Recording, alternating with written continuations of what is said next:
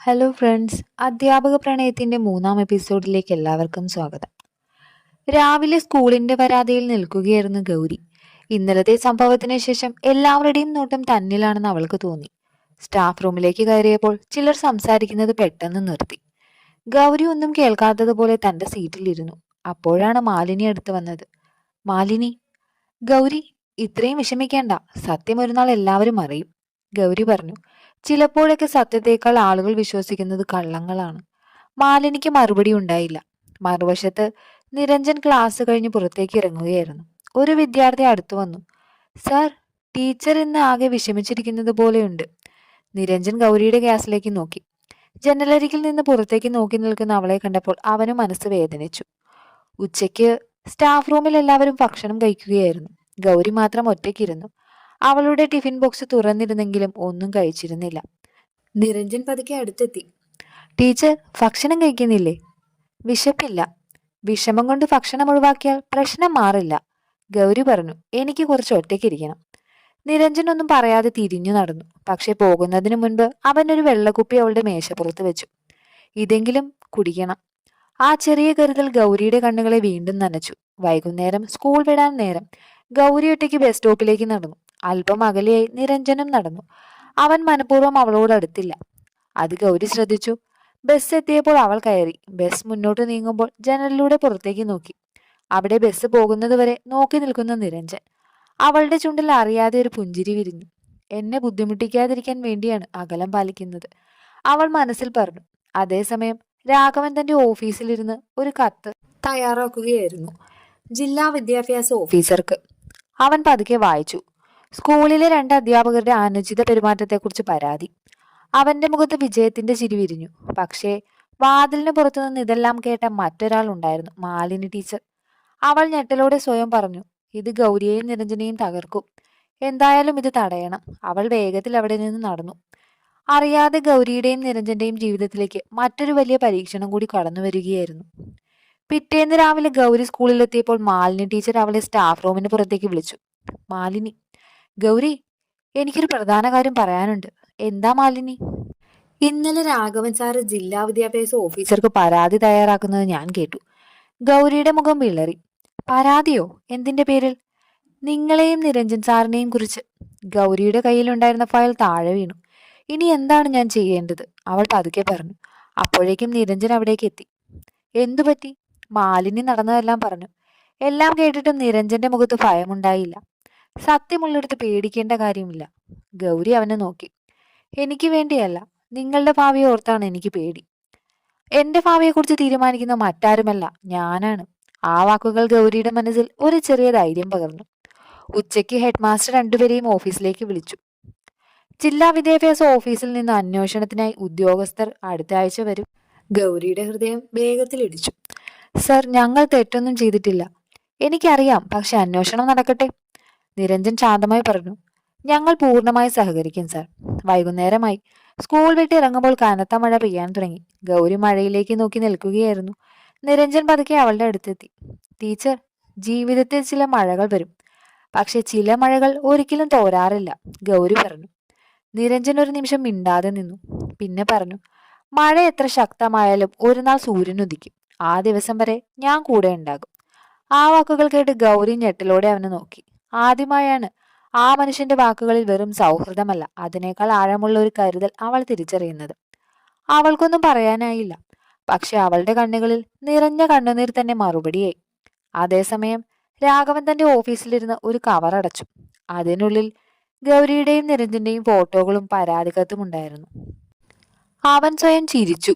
ഇനി ഈ കഥ അവസാനിക്കുകയാണ്. എന്നാൽ വാതിലിന് പുറത്തുനിന്ന് ഇതെല്ലാം മൊബൈലിൽ റെക്കോർഡ് ചെയ്തുകൊണ്ടിരുന്ന ഒരാളെ രാഘവൻ കണ്ടില്ല. ആരായിരുന്നു അത്? പിറ്റേന്ന് രാവിലെ സ്കൂളിലെത്തിയ ഗൗരിയുടെ മനസ്സ് ആകെ അസ്വസ്ഥമായിരുന്നു.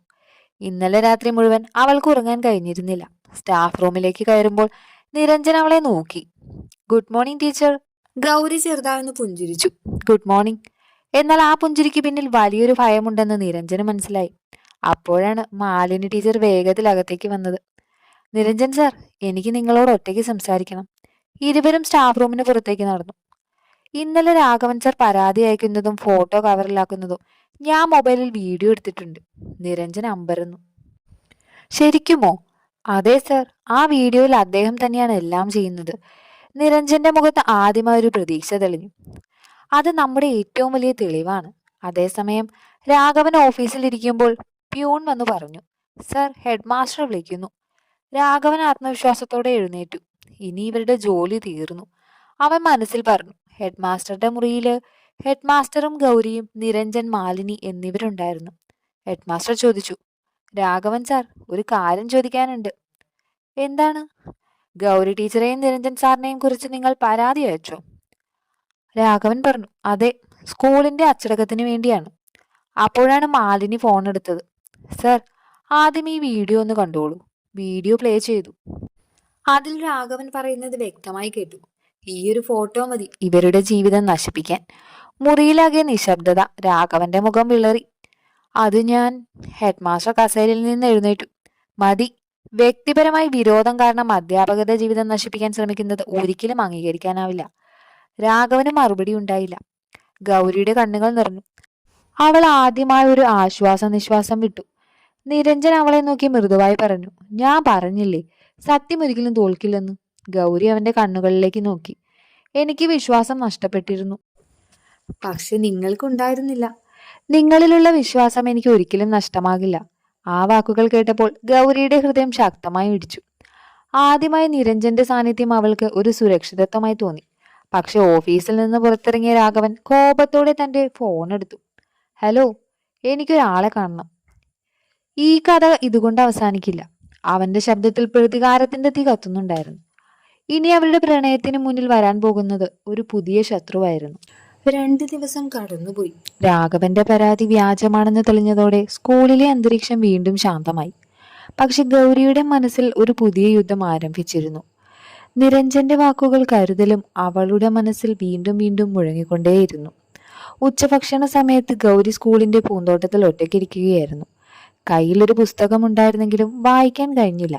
അപ്പോഴാണ് നിരഞ്ജൻ അടുത്തേക്ക് വന്നത്. ടീച്ചർ, ഇവിടെ ഒറ്റയ്ക്കാണോ? കുറച്ച് കാറ്റുകൊള്ളാൻ വന്നതാണ്, ഗൗരി പറഞ്ഞു. ഞാനിരുന്നാൽ ബുദ്ധിമുട്ടുണ്ടാകുമോ? ഗൗരി ചെറുതായി പുഞ്ചിരിച്ചു. ഇല്ല. രണ്ടുപേരും കുറച്ചുനേരം മിണ്ടാതെയിരുന്നു. പൂക്കളിലൂടെ വീശിയ കാറ്റ് ആ നിശബ്ദതയെ കൂടുതൽ മനോഹരമാക്കി. നിരഞ്ജൻ പറഞ്ഞു, ഒരു ചോദ്യം ചോദിക്കട്ടെ? ചോദിച്ചോളൂ. ടീച്ചർ ഒരിക്കലെങ്കിലും സ്വന്തം സന്തോഷത്തെക്കുറിച്ച് ചിന്തിച്ചിട്ടുണ്ടോ? ഗൗരി പതുക്കെ തല താഴ്ത്തി. ഭർത്താവ് മരിച്ച ദിവസം മുതൽ എന്റെ സന്തോഷത്തെക്കുറിച്ച് ഞാൻ ചിന്തിക്കുന്നത് നിർത്തി. അത് തെറ്റല്ലേ? നിരഞ്ജൻ ചോദിച്ചു. സമൂഹം ഒരു വിധവയെ സന്തോഷത്തോടെ ജീവിക്കാൻ പോലും അനുവദിക്കാറില്ല, ഗൗരി പറഞ്ഞു. സമൂഹം പറയുന്നത് കൊണ്ട് ജീവിതം അവസാനിപ്പിക്കേണ്ട കാര്യമില്ല. ഗൗരി അവനെ ഒന്ന് നോക്കി. ആ കണ്ണുകളിൽ അവൾ ആദ്യമായി പ്രതീക്ഷ കണ്ടു. വൈകുന്നേരം സ്കൂൾ വിടാൻ നേരം കനത്ത മഴ പെയ്യാൻ തുടങ്ങി. ഗൗരി വരാന്തയിൽ നിൽക്കുകയായിരുന്നു. അവൾ മഴയിലേക്ക് നോക്കി നിൽക്കുമ്പോൾ നിരഞ്ജൻ പതുക്കെ അവളുടെ അടുത്തെത്തി. ടീച്ചർ, ഒരു കാര്യം പറയാനുണ്ട്. എന്താണ്? നിരഞ്ജൻ ഒരു നിമിഷം മടിച്ചു. നിങ്ങൾ ചിരിക്കുമ്പോൾ ഈ ലോകം കുറച്ചുകൂടി മനോഹരമാവുന്നത് പോലെ തോന്നും. ആ വാക്കുകൾ കേട്ട് ഗൗരിയുടെ കണ്ണുകൾ നിറഞ്ഞു. ഇങ്ങനെ പറയരുത്, നിരഞ്ജൻ ചോദിച്ചു. എന്തുകൊണ്ട്? എന്റെ മനസ്സിൽ വീണ്ടും സ്വപ്നം കാണാൻ തുടങ്ങും. നിരഞ്ജൻ മൃദുവായി പുഞ്ചിരിച്ചു. ചില സ്വപ്നങ്ങൾ യാഥാർത്ഥ്യമാകാനാണ് വരുന്നത്. ആ നിമിഷം ഗൗരിയുടെ ഹൃദയത്തിൽ വർഷങ്ങളായി അടച്ചിട്ടിരുന്ന പ്രണയത്തിന്റെ വാതിൽ പതുക്കെ തുറക്കാൻ തുടങ്ങി. എന്നാൽ സ്കൂളിന് പുറത്തുള്ള കാറിലിരുന്ന് ഇതെല്ലാം നോക്കിക്കൊണ്ടിരുന്ന ഒരാളുണ്ടായിരുന്നു. അവൻ രാഘവന്റെ മൂത്ത സഹോദരൻ വിക്രം.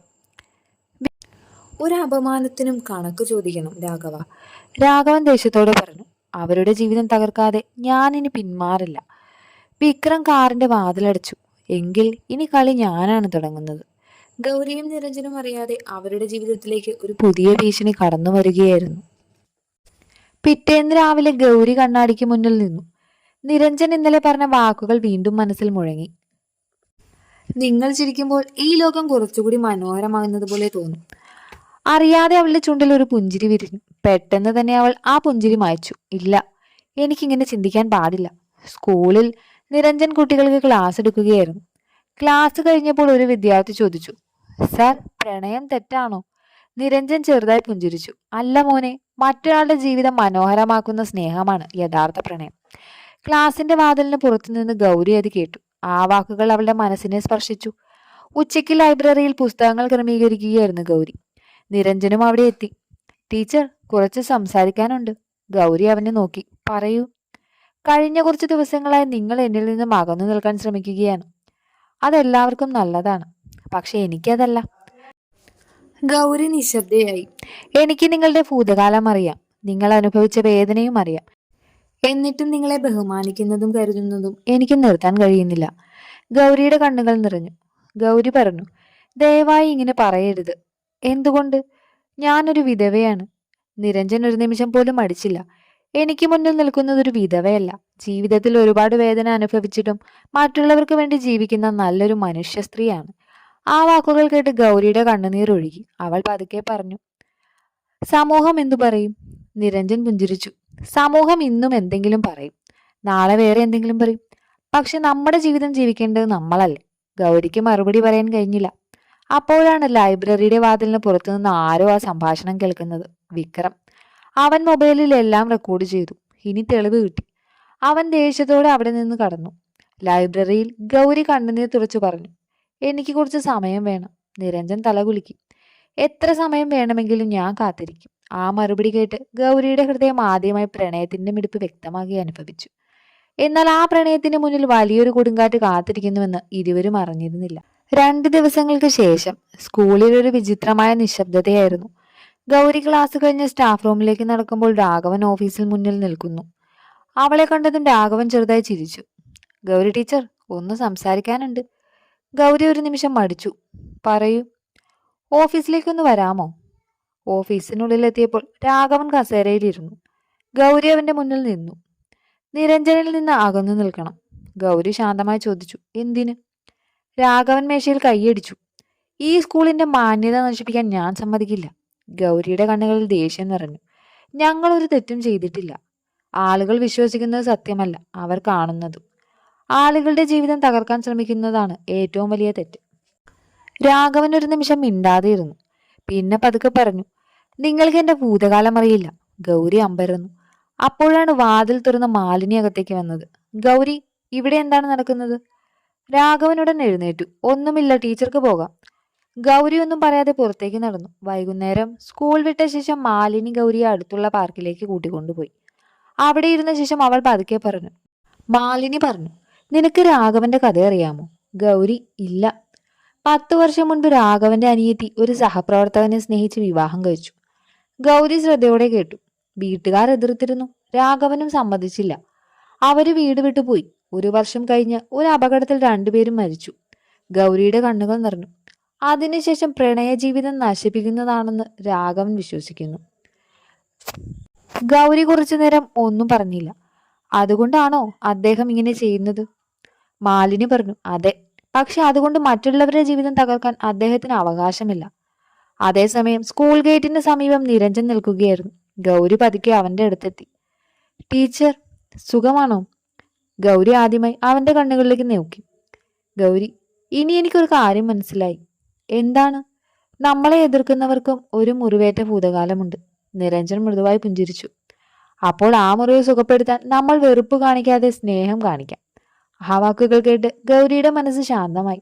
പക്ഷേ റോഡിന്റെ മറുവശത്ത് കാറിലിരുന്ന വിക്രം എല്ലാം കണ്ടുകൊണ്ടിരുന്നു. അവൻ ഫോൺ എടുത്ത് ഒരു നമ്പറിലേക്ക് വിളിച്ചു. ഇനി സമയമായി. നിരഞ്ജൻ സ്കൂളിൽ നിന്ന് മാറ്റാനുള്ള നടപടി തുടങ്ങണം. ആ വാക്കുകൾക്കൊപ്പം ഗൗരിയുടെയും നിരഞ്ജന്റെയും ജീവിതത്തിലേക്ക് ഏറ്റവും വലിയ പരീക്ഷണം കടന്നു വരാൻ ഒരുങ്ങുകയായിരുന്നു. പിറ്റേന്ന് രാവിലെ സ്കൂളിലെത്തിയ നിരഞ്ജൻ ഹെഡ് മാസ്റ്ററുടെ ഓഫീസിൽ നിന്ന് വിളിയെത്തി. നിരഞ്ജൻ സർ, ഹെഡ് മാസ്റ്റർ വിളിക്കുന്നു. നിരഞ്ജൻ ഓഫീസിലേക്ക് നടന്നു. അവിടെ ഹെഡ് മാസ്റ്ററുടെ മുഖത്ത് പതിവില്ലാത്ത ഗൗരവമുണ്ടായിരുന്നു. ഇരിക്കൂ നിരഞ്ജൻ. എന്താണ് സർ? ഹെഡ് മാസ്റ്റർ മേശപ്പുറത്തിരുന്ന ഒരു കത്തെടുത്തു. നിങ്ങളുടെ സ്ഥലം മാറ്റത്തിന് അപേക്ഷ ലഭിച്ചിട്ടുണ്ട്. നിരഞ്ജൻ ഞെട്ടി. എന്റെ സ്ഥലം മാറ്റമോ? ഞാനൊരു അപേക്ഷയും നൽകിയിട്ടില്ലല്ലോ. അറിയാം, പക്ഷെ വിദ്യാഭ്യാസ വകുപ്പിലേക്ക് ആരോ ശുപാർശ അയച്ചിട്ടുണ്ട്. നിരഞ്ജന് കാര്യങ്ങൾ മനസ്സിലായി. വിക്രം, അവൻ പതുക്കെ പറഞ്ഞു. അതേസമയം ഗൗരി 10ാം ക്ലാസ്സിൽ പാഠം പഠിപ്പിക്കുകയായിരുന്നു. ഒരു പ്യൂൺ വന്ന് പറഞ്ഞു, ടീച്ചർ, ഹെഡ് മാസ്റ്റർ സാർ ഓഫീസിലേക്ക് വിളിക്കുന്നു. ഗൗരിയുടെ മനസ്സിൽ ഭയം നിറഞ്ഞു. ഓഫീസിലെത്തിയപ്പോൾ അവിടെ നിരഞ്ജനും ഉണ്ടായിരുന്നു. എന്തു പറ്റി സർ? നിരഞ്ജൻ മിണ്ടാതെ നിന്നു. ഹെഡ് മാസ്റ്റർ കത്ത് ഗൗരിക്ക് കൈമാറി. അത് വായിച്ചതോടെ അവളുടെ കണ്ണുകൾ നിറഞ്ഞു. നിരഞ്ജൻ സാറിനെ മാറ്റുന്നോ? ഇത് അന്തിമ തീരുമാനമല്ല, പക്ഷെ അന്വേഷണം നടക്കും. ഓഫീസിൽ നിന്ന് പുറത്തിറങ്ങിയ ശേഷം ഗൗരി സ്കൂളിന്റെ പിന്നിലെ വലിയ മരത്തിന്റെ ചൂട്ടിൽ ചെന്നു നിന്നു. അവളുടെ കണ്ണുകളിൽ നിന്ന് കണ്ണുനീരൊഴുകി. അപ്പോഴാണ് നിരഞ്ജൻ പതുക്കെ അടുത്തെത്തിയത്. ടീച്ചർ, ഗൗരി പറയാൻ തുടങ്ങി. ഞാൻ നിങ്ങളുടെ ജീവിതത്തിലേക്ക് വന്നില്ലായിരുന്നെങ്കിൽ. നിരഞ്ജൻ അവളുടെ വാക്കുകൾ മുറിച്ചു മാറ്റി. അല്ല, നിങ്ങൾ എൻ്റെ ജീവിതത്തിലേക്ക് വന്നതാണ് എനിക്ക് കിട്ടിയ ഏറ്റവും വലിയ സന്തോഷം. ഗൗരി അവനെ നോക്കി. ആ കണ്ണുകളിൽ ആദ്യമായി അവൾ പ്രണയം വ്യക്തമായി കണ്ടു. അപ്പോഴേക്കും ശക്തമായ മഴ പെയ്യാൻ തുടങ്ങി. ഇരുവരും മഴയിൽ നനഞ്ഞു നിന്നു. നിരഞ്ജൻ പതുക്കെ ചോദിച്ചു. ടീച്ചർ, ഞാനൊരു ചോദ്യം ചോദിക്കട്ടെ? ചോദിക്കൂ. ഞാൻ ഈ സ്കൂളിൽ നിന്ന് പോയാൽ നിങ്ങൾ എന്നെ മറക്കുമോ? ഗൗരിയുടെ കണ്ണുകളിൽ നിന്ന് കണ്ണുനീർ മഴത്തുള്ളികളോട് ചേർന്നു. കുറച്ചുനേരം അവൾ ഒന്നും പറഞ്ഞില്ല. പിന്നെ വിറയുന്ന ശബ്ദത്തിൽ പറഞ്ഞു, ഇല്ല, ഒരിക്കലും മറക്കാൻ കഴിയില്ല. ആ മറുപടി കേട്ടപ്പോൾ നിരഞ്ജന്റെ ഹൃദയം നിറഞ്ഞു. അവൻ പതുക്കെ പറഞ്ഞു, അപ്പോൾ എനിക്കിനി ഒരു പ്രതീക്ഷയുണ്ട്. അല്പം അകലെയായി കാറിലിരിക്കുന്ന വിക്രം ഈ കാഴ്ച മൊബൈലിൽ പടർത്തുകയായിരുന്നു. അവൻ രാഘവനെ വിളിച്ചു. ഇനി അവരുടെ പ്രണയം ഉറപ്പായി. അടുത്ത നീക്കം കൂടുതൽ ശക്തമായിരിക്കും.